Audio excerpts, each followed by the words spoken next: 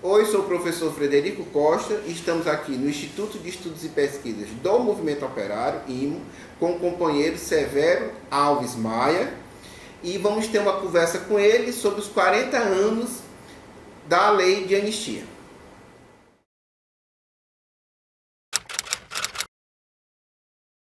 Bem, o companheiro Severo Alves Maia foi um dos combatentes contra a ditadura militar, né? Como prêmio, foi preso político e detido diversas vezes. E é cearense, do nosso sertão, e a gente queria começar conversando como é que você, companheiro, se envolveu com a luta política contra a ditadura militar e qual a importância dessa luta contra a ditadura militar. Na realidade, aqui eu sou do sertão do Ceará, nascido em Limoeiro do Norte. O meu pai tinha uma atuação nos ciclos militares, né? Nos ciclos operários, nos ciclos operários, e já na adolescência eu participava junto com ele e ia aprendendo a questão da luta democrática dos trabalhadores camponeses na região do estado do Ceará, lá no Limoeiro do Norte, né?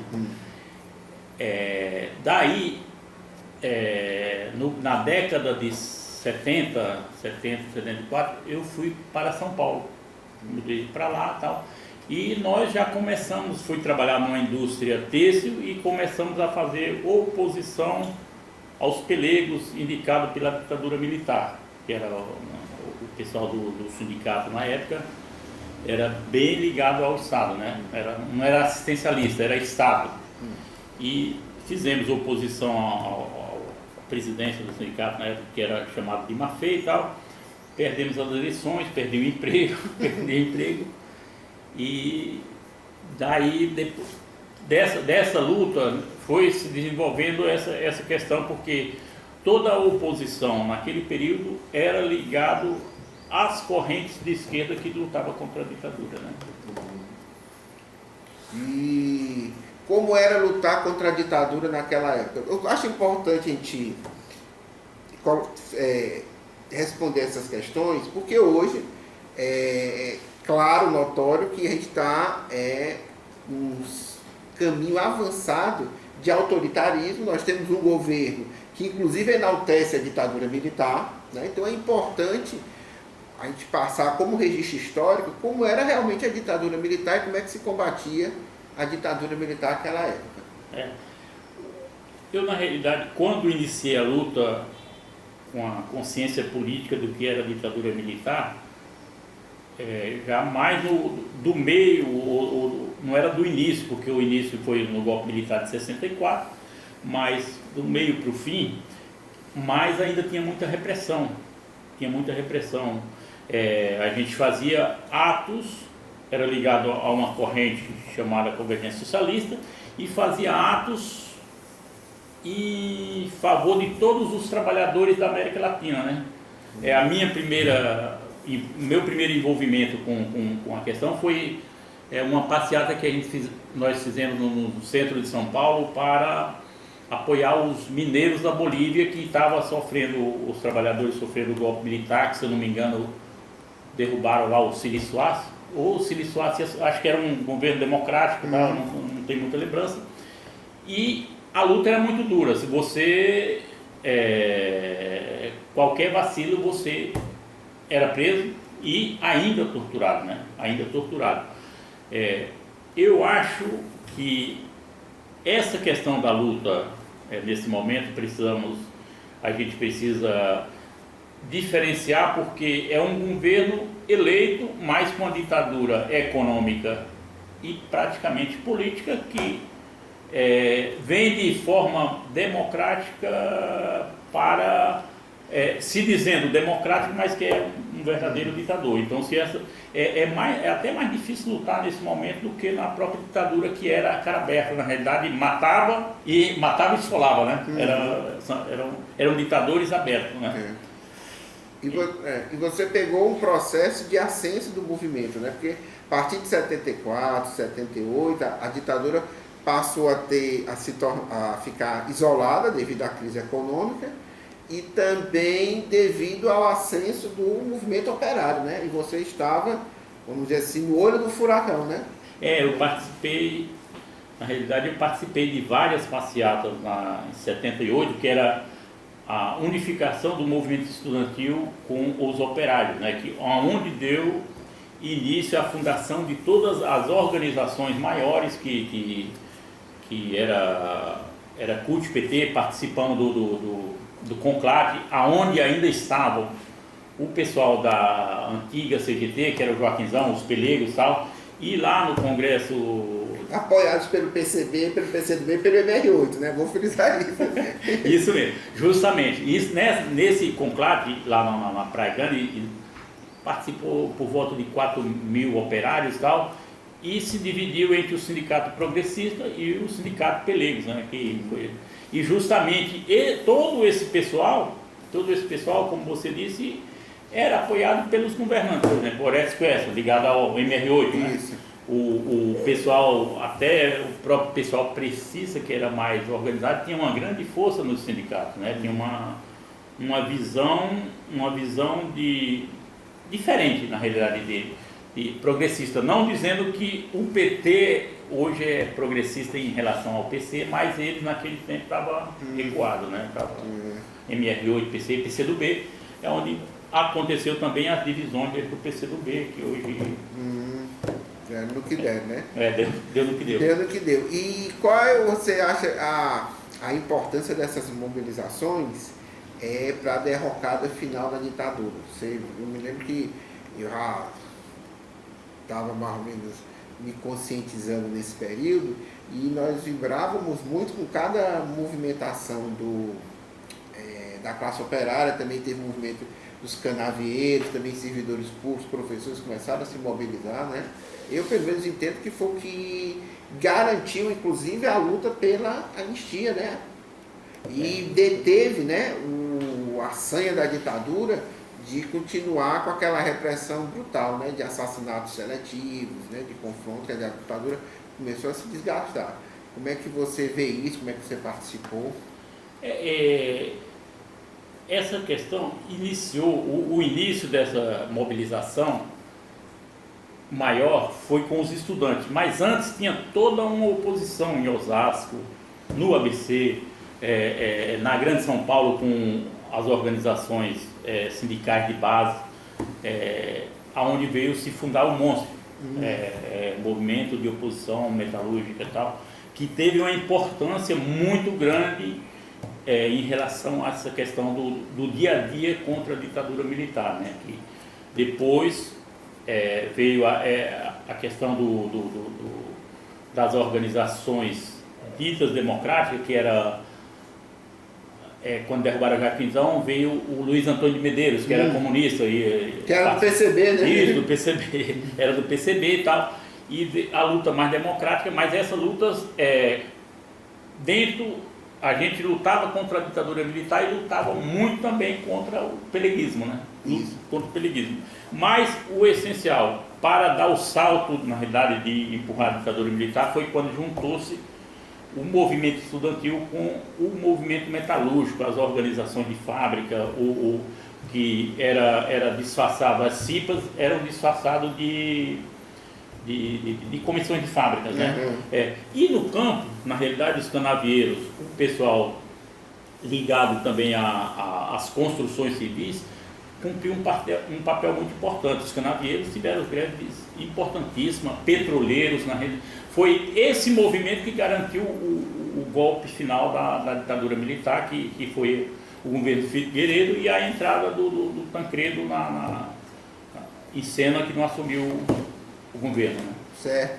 E como é que foi a sua relação individual com a ditadura militar? Porque você estava dizendo antes que foi preso, foi detido diversas vezes. Inclusive contou a história de que você cochilou com o Manifesto Comunista no ônibus. Quando acordou, a Polícia Federal estava lá. Então, a minha primeira prisão foi a gente fazendo oposição no Sindicato dos Metalúrgicos, a um cara que se dizia progressista, que era deputado federal pelo MDB, né? E a gente fez uma grande panfletagem para o 1º de maio e para uma greve geral da categoria metalúrgica no ABC. Eles não queriam a greve, a gente subiu na mesa, tomou o microfone e tal. Disso aí ocorreu uma prisão na sede da Convergência, né? Porque estavam os estudantes reunidos na Fundação Santo André e nós fomos para... Eu fui para a sede da Convergência e percebi que estava invadida pela polícia militar. Aí avisei, voltei ao centro lá da Fundação, né? A Fundação Santo André. Isso. E avisei, eu e um companheiro lá hoje é petroleiro em Campinas, fomos desmontar a reunião para não ser preso todo mundo e em meia hora nós dois fomos presos e tal, e aquela confusão toda. E quem foi nos tirar da cadeia foi o Dito Pelego, né? O Dito Pelego foi nos tirar da cadeia e foi a primeira prisão. A relação, por exemplo, eu não fui fisicamente torturado, mas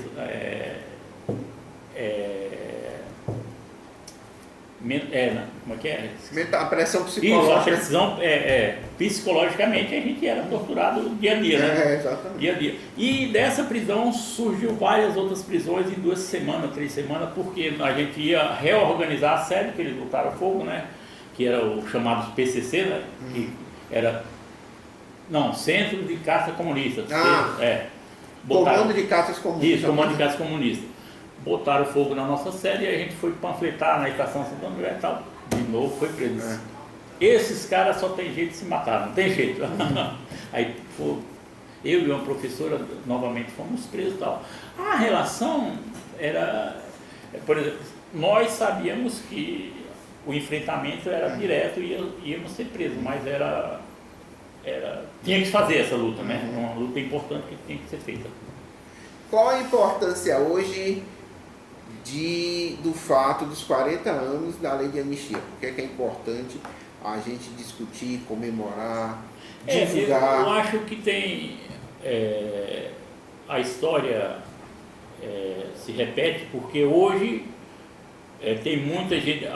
Agora mesmo, mas nas últimas eleições tinha muita gente sem saber dizendo que era bom a ditadura militar, que a ditadura era muito melhor porque não tinha crime, não tinha isso aí.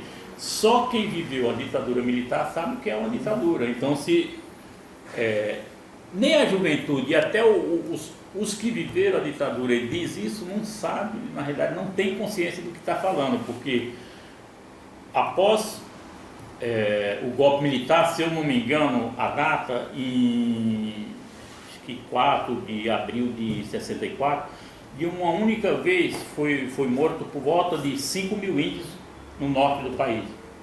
Na realidade foi quase um extermínio, né, dos índios do país. Então, a história diz que foi mais ou menos por volta de 282 trabalhadores mortos, mas foi muita gente morta na ditadura.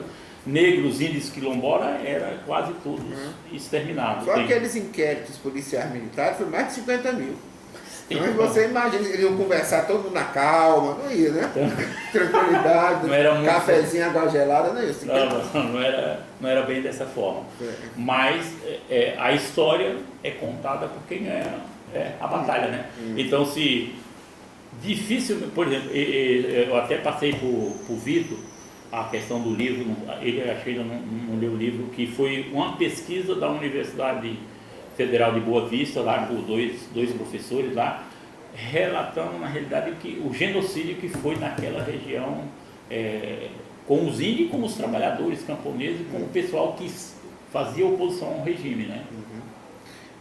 Camarada Severo, o que é que você tem a dizer hoje, principalmente para essas novas gerações que estão diante, né, de um combate a um governo que tem, inclusive, um núcleo mesmo neofascista? Se você pensasse em tudo de coisa ruim que existe no nosso país, tem uma representação nesse governo Bolsonaro, na base parlamentar dele e também no judiciário. Então, qual seria a mensagem que você deixaria para essas novas gerações? A ditadura, eu tenho certeza, o nazismo foi derrotado, o fascismo foi derrotado, nós derrotamos a ditadura. Então, qual é a mensagem que a gente tem para dizer hoje? Essa situação, na realidade, aqui no Brasil a gente não esperava, eu mesmo não esperava a eleição de um militar, a eleição de um militar, e ainda mais como Bolsonaro, né, que esteve lá há 28 anos no Congresso votando contra os trabalhadores, e os trabalhadores votaram nele. Uhum. Isso é um retrocesso sem tamanho, né?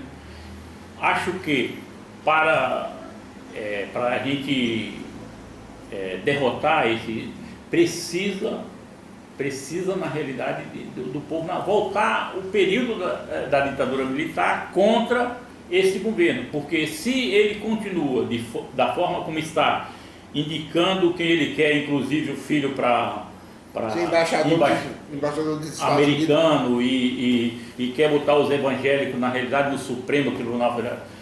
Assim, na realidade é um descalabro que está acontecendo com o país e o povo não bate uma panela, parece que acabou as panelas, né, cara? Então se está assim, uma situação assustadora para a classe trabalhadora, para os dirigentes que lutaram, os que estão lutando e para os que lutaram, que estão assistindo de perto, participando das mobilizações, é um negócio, um movimento muito acanhado, é assustador, né? É verdade. Mas nós podemos vencer? Sim, com certeza. Eu acho que a vitória é nossa. Podemos vencer porque a classe trabalhadora, eu acho que os dominantes, a classe, tem essa polêmica, mas para mim eu tenho clareza que nós podemos viver sem a burguesia, mas a burguesia não vive sem os trabalhadores. Nós podemos vencer. Eu acho que isso é possível. Agora depende, na realidade, dos trabalhadores se mobilizar, depende das nossas organizações. É uma batalha não muito fácil. Quando chega a vitória, aí é questão de desenvolvimento da luta, né? Pois muito obrigado por essa entrevista e vocês que curtam o nosso canal, se inscrevam e divulguem.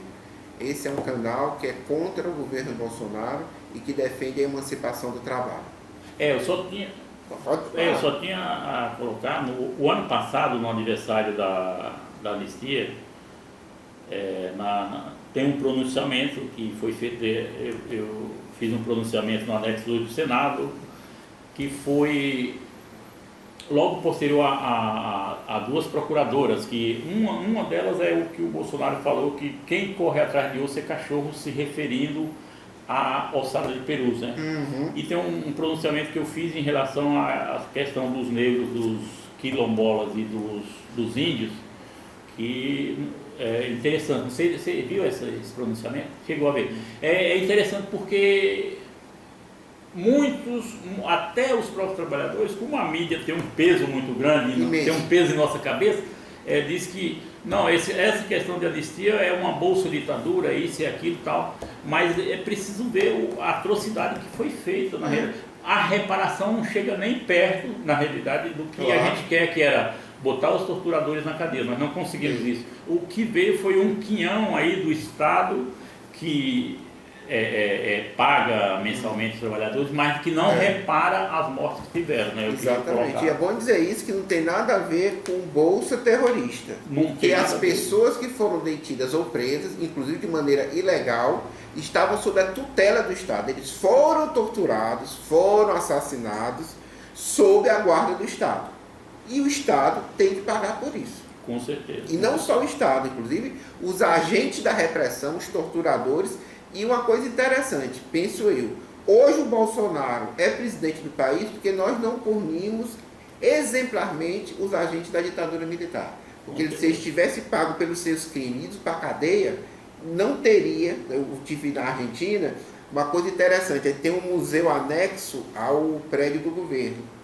E lá você tem todo o período dos presidentes. Na ditadura militar não tem. Não tem. Eles apagaram os canais da história.